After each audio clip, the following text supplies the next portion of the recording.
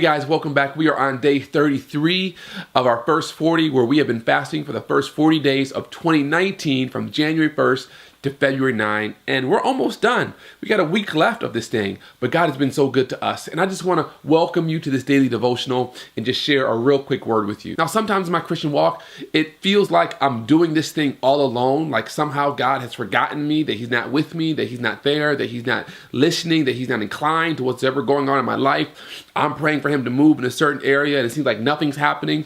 But there's a few passages that really shake me out of that black hole that sometimes I allow myself to get caught up in.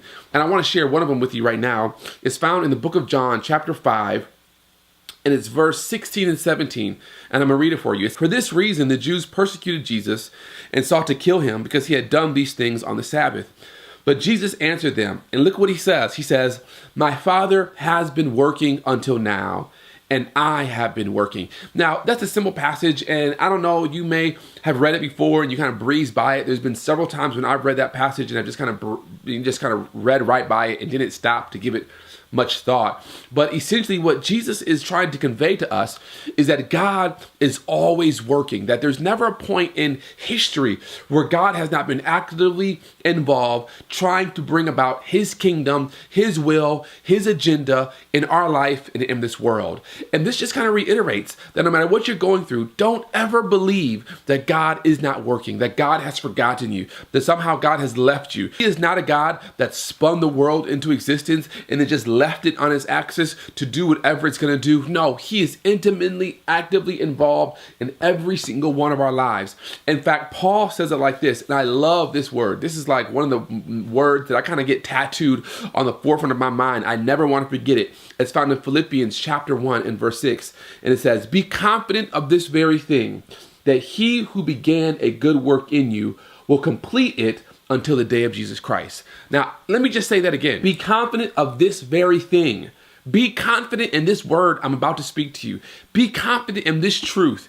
Be confident in this promise. He says, "He who began a good work in you will complete it."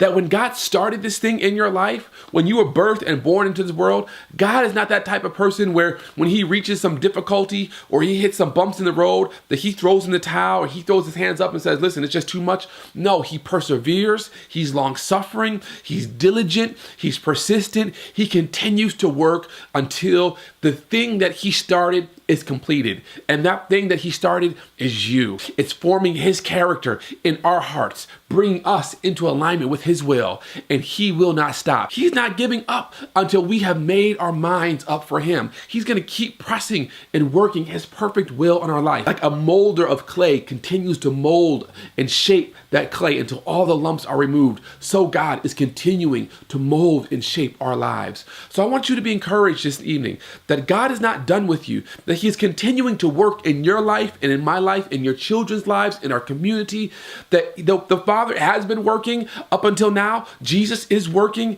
and He will complete. Be confident He will complete this work which He started in you. Have a wonderful day, and by God's grace, I'll see you tomorrow. Peace.